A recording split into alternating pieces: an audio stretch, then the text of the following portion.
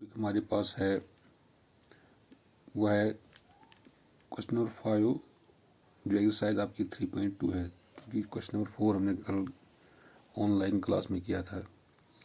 अब question number 5 यहाँ पर है। क्वेश्चन नंबर 5 ये है कि how the perimeter of A rectangular garden whose length is 4 meter more than its width is 36 meter. Find the dimension of the garden. It means that we have given a garden. हमारे पास एक garden एक है, उस garden की जो length है it is 4 meter more than it is width. जब हम इसका सोल्यूशन लेते हैं, यहाँ पे हम एक गार्डन लेते हैं, it is rectangular type. Rectangle means a four-sided figure whose opposite sides are equal। यानी ये साइड इसके बराबर है और ये साइड इसके बराबर है। This is rectangular type. मान लीजिए एक रेक्टेंगुलर गार्डन आपके पास है और इसकी लेंथ ये है और इसकी ब्रेड्थ ये है। क्योंकि जितनी इसकी लेंथ होगी उतनी लेंथ आपस में बराबर है। ये लेंथ इस लेंथ के बराबर है और ये ब्रेड्थ इस ब्रेड्थ के बराबर है। क्योंकि अकॉर्डिंग टू दिस क्वेश्चन इस पहला ये हम देखते हैं यहाँ पे whose length is 4 meter more than it is width. उसकी लेंथ जो है वो 4 मीटर ज़्यादा है उसकी वेडथ से। चूँकि पहले हमें पता होना चाहिए कि इसकी वेडथ क्या है। हम सपोज करते हैं let the width of this rectangle garden it is x meter. Suppose इसकी लेंथ जो है वो x मीटर है। देयरफॉर लेंथ ऑफ गार्डन हम यहाँ पर ऐसे लिख सकते हैं length sorry width of garden, क्योंकि वेडथ हमने सपोज किया है। Width of garden it is equal to that is b, ये ब्रेड्थ है, it is equal to x meter. हमने सपोज किया कि इसकी जो वेडथ है यानी ब्रेड्थ इसकी जो है ये हमने x मीटर लिया। अगर ये x है ये भी x है, तो उस सूरत में देयरफॉर लेंथ ऑफ गार्डन यानी L ये side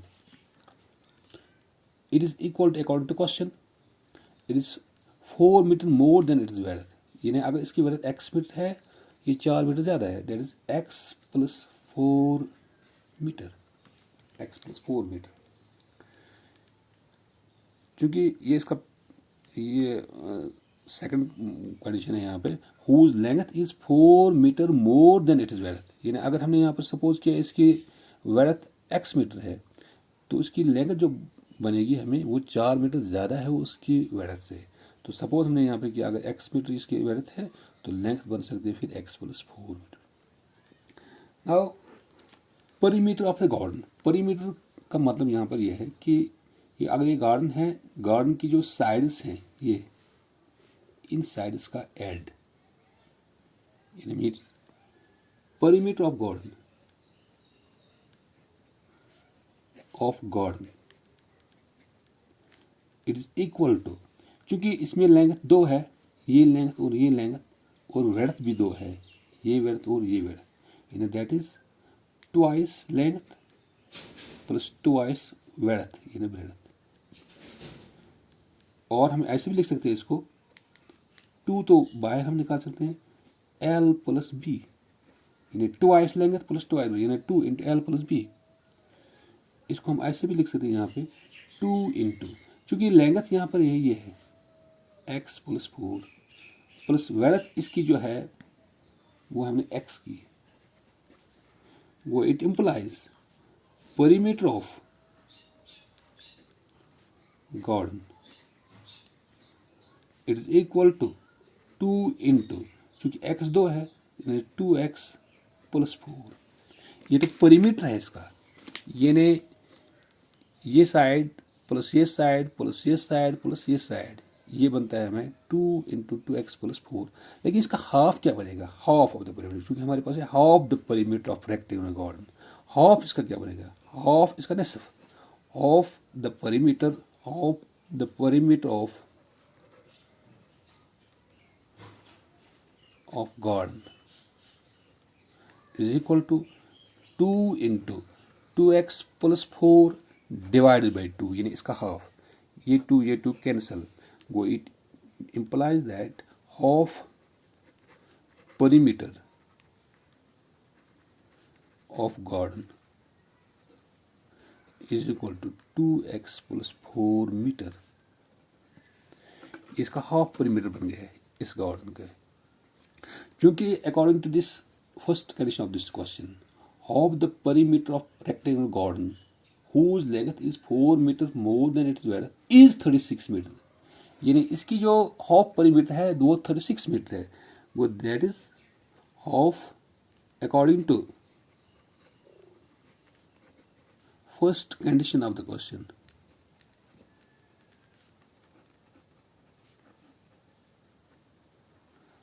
half perimeter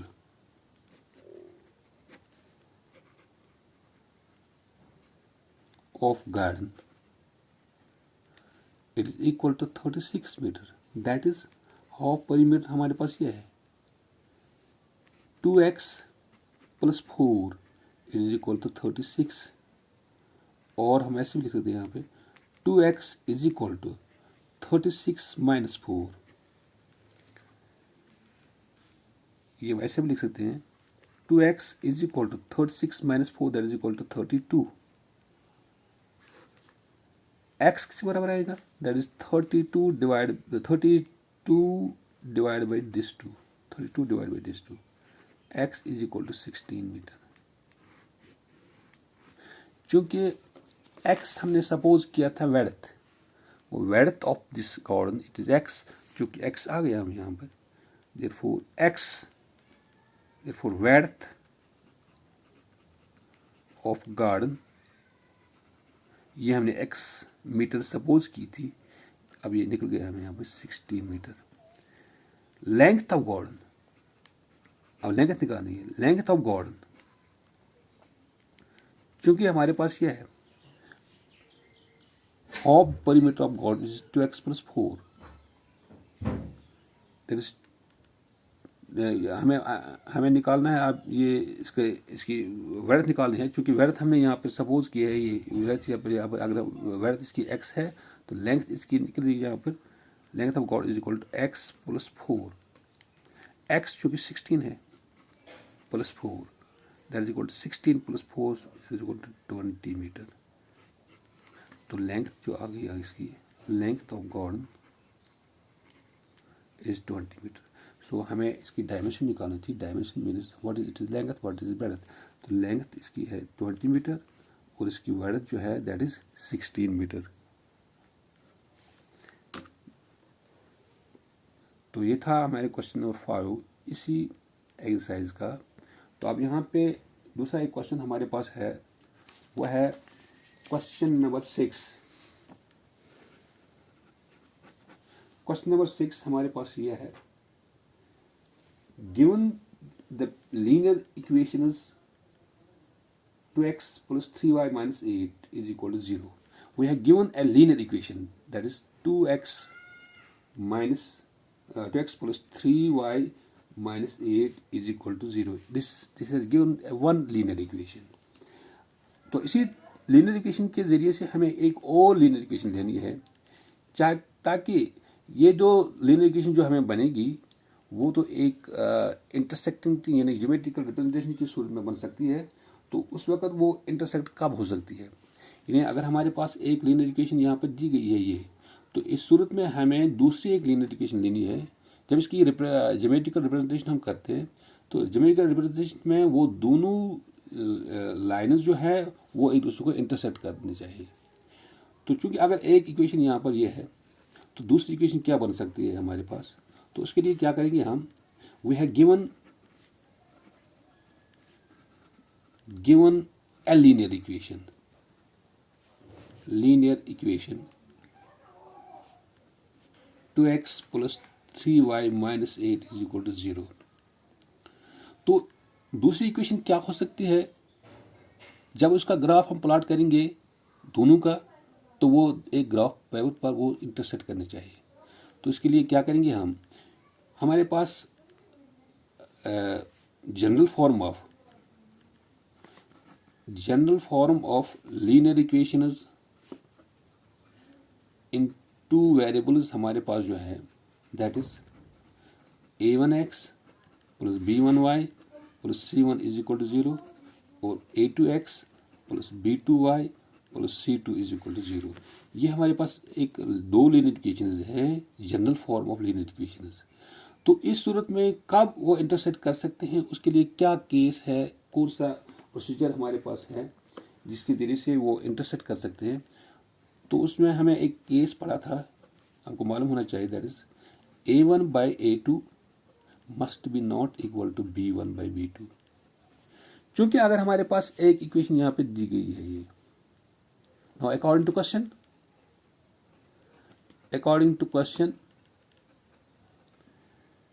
2x plus 3y minus 8 is equal to 0, this has given the one equation। तो दूसरी इक्वेशन हमें खुद लेनी है, ताकि ये जो a1 by a2 it must be not equal to b1 by b2।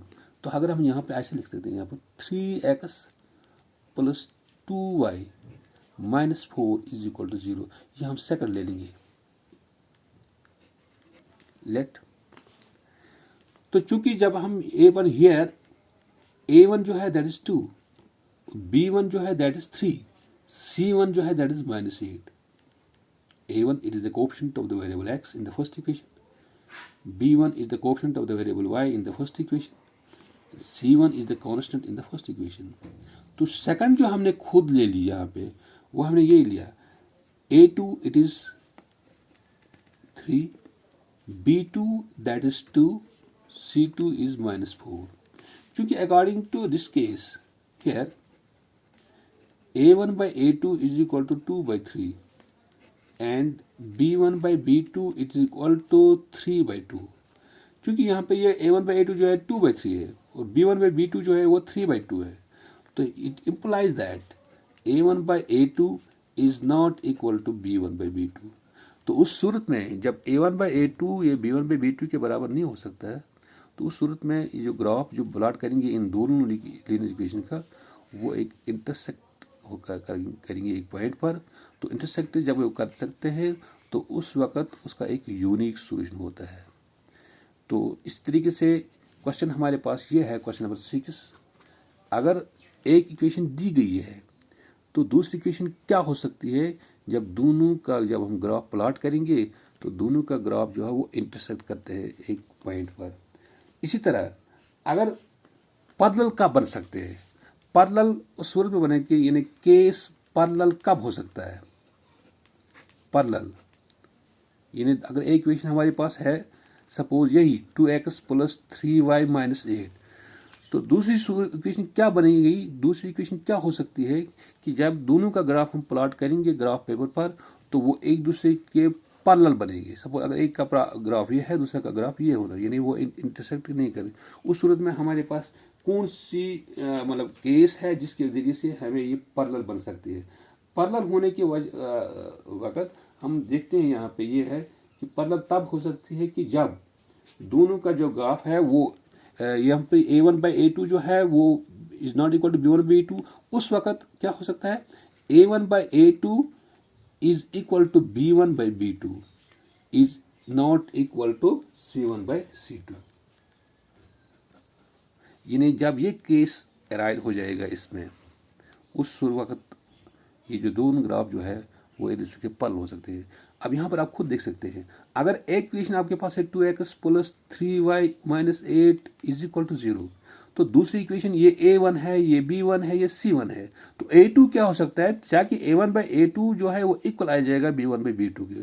क्योंकि a1 by a2 यहाँ पर हम ऐसे लिख सकते हैं 2x प्लस यहाँ पर हम लिख सकते हैं, यहाँ पर 3x भी लिख सकते हैं, 3x प्लस 2/3, तो यहाँ पे ये भी आना चाहिए 2/3, यहाँ पे आ सकता है ये। अगर हम ये भी लिख सकते हैं यहाँ पे 2/6, 2x plus 3y minus 8 is equal to 0। यहाँ पर ये भी लिख सकते हैं हम यहाँ पर 6x प्लस, यहाँ पर ये लिख सकते हैं हम 2 3 are 6, तो 2 3 are 6, यहाँ पे हम 9y लिख सकते हैं, -3 इज इक्वल टू 0। तो यहाँ पर अगर देखते हैं A1 it is equal to 2, B1 is equal to 3, C1 is equal to -8, A2 is equal to 6, B2 is equal to 9, C2 is equal to -3। तो चूंकि यहाँ पर आप देखो A1 by A2 is equal to 2/6, ये 2/6 क्या आ सकता है यहाँ पे, 2 1 are 2, 2 3 are that is 1/3। इसी तरीके से यहाँ पे आप ले लो B1 by B2 is equal to 3/9, तो 3/9 क्या आ सकता है, 3 1 are 3, 3 3 are 9, that is 1/3। C1 by C2 is equal to -8 divide by -3, ये और ये कैंसिल, दैट इज 8/3। यहाँ पर आप देखो A1 by B2 here A1 by A2 is equal to B1 by B2। कैसे, क्योंकि यहाँ पर A1 बाई A2 भी आ गया 1/3 और B1 बाई B2 भी आ गया 1/3, और it is not equal to C1 by C2, यानी C1 बाई C2 के बराबर ये नहीं है। यानी this is also equal to 1/2 and this is 1/3, ये भी 1/3 है और ये यहाँ पर 8/3 है, ये इसके बराबर नहीं है। तो इस सूरत में हम ये दूसरी इक्वेशन ये लिख सकते हैं। अगर एक इक्वेशन हमारे पास दी गई है ये, तो दूसरी इक्वेशन हम खुद भी ले सकते हैं कि इस सूरत में जब हम ये प्लॉट करेंगे, दोनों का ग्राफ प्लॉट करेंगे किसी ग्राफ पेपर पर, वहाँ पे दोनों के जो लाइन्स आएंगे वो एक दूसरे के पैरेलल आ सकते हैं। तो उसके बाद हमारे पास एक तीसरा केस भी है इसमें।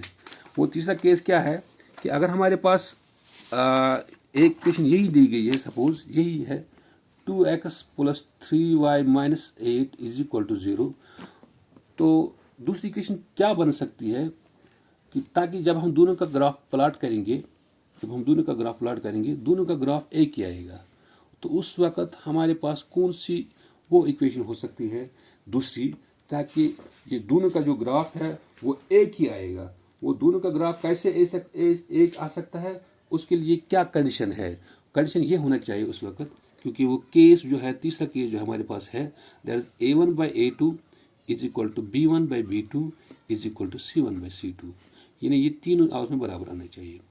तो चूंकि इस सूरत में आप खुद भी देख सकते हैं, अगर ये A1 है, ये B1 है, ये C1 है, तो चूंकि अगर हमें ये 2x + 3y - 8 is equal to 0, तो दूसरी इक्वेशन क्या हो सकती है, ताकि जब हम दोनों का ग्राफ प्लॉट करेंगे, प्लॉट करने के बाद वो दोनों का जो ग्राफ आएगा वो एक ही आएगा। तो उस वक्त A1 अगर ये है, तो दूसरा A2 क्या हो सकता है, ये हम खुद भी लिख सकते हैं। यहाँ पे सपोज अगर हम यहाँ पर ले लेंगे 3x, या आप ले लो यहाँ पे y, या आप लिख सकते हैं यहाँ पे 4y, सपोज 4y प्लस अगर हम यहाँ पे ये देखते हैं 12y, यहाँ पे हम लिख सकते हैं यहाँ पे 32 इज इक्वल टू 0। देखो हेयर A1 जो है, जो हमें दी गई है वो है दैट इज 2, B1 जो है दैट इज 3, C1 जो है -8, A2 इज 4 और B2 जो है दैट इज हम 6 भी लिख सकते हैं यहाँ पे 6, B2 जो है दैट इज 6 और C2 जो है यहाँ पर है, चूंकि बराबर आना चाहिए, यहाँ पर आप लिख सकते हैं यहाँ पे 16, ये C2 जो है दैट इज -16। अब देखो A1 by A2 is equal to 2/4, B1 by B2 2/4, यहाँ पर आप इसको डिवाइड भी कर सकते हैं, 2 1 are 2, 2 2 are 4, दैट इज 1/2, और B1 बाई B2 जो है वो आएगा यहाँ पे आपको 3/6, 3 1 are 3, 3 2 are 6, दैट इज 1/2, और C1 बाई C2 आते हैं यहाँ पर -8 divide by -16, 8 1 are 8, 8 2 are 6, that is 1/2, चूँकि यहाँ पर भी आ गया 1/2, यहाँ पर भी 1/2 और यहाँ पर भी 1/2। वो here A1 by A2 is equal to B1 by B2 is equal to C1 by C2। जब ये केस अराइज हो जाएगा, उस वक़्त हमारा इन दोनों का जो ग्राफ है, इसका और इसका जो ग्राफ आएगा वो एक ही लाइन आ सकती है, यानी एक का भी वही पॉइंट्स आ सकते हैं, दूसरे की भी वही पॉइंट आ सकते हैं जब हम इसको हम ग्राफ प्लॉट करते हैं। तो ये क्वेश्चन नंबर 6 था।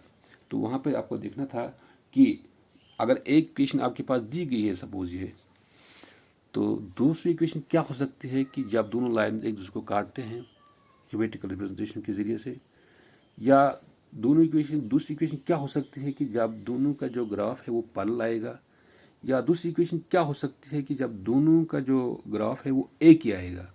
तो चूंकि एक इक्वेशन आपके पास दी गई है linear equation in two variables, दूसरी इक्वेशन आपको खुद लेनी है कि ताकि ये जो केस जो है जो मैंने आपको बताया कि ये केस पहला केस में आपको ये आना चाहिए, तो दूसरे केस में आपको ये ऐसे ये केस आना चाहिए, और तीसरे में आपको ये आना चाहिए। या आप मैंने अगर यहाँ पे ये दूसरी इक्वेशन इस इक्वेशन के लिए, यहाँ पे दूसरी इक्वेशन इस केस के लिए दूसरी इक्वेशन ये ली, आप खुद भी ले सकते हैं, कोई और भी ले सकते हैं यहाँ पे, ताकि a1/a2 जो है वो बराबर आना चाहिए b1/b2 को, और वो बराबर आना चाहिए c1/c2 के, जिसके जरिए से हमें ये दोनों जो ग्राफ है वो एक ही ग्राफ आएगा, वो जने एक ही लाइन बन सकती है। तो ये था क्वेश्चन नंबर 6 आपको आपका। तो इस सूरत में यहाँ पे दूसरा एक क्वेश्चन भी है, वो आगे वाले वीडियो में मैं आपको भेज दूंगा, तो इसकी मैं एक PDF फाइल बना के आपको भेज दूंगा। This was end of this question.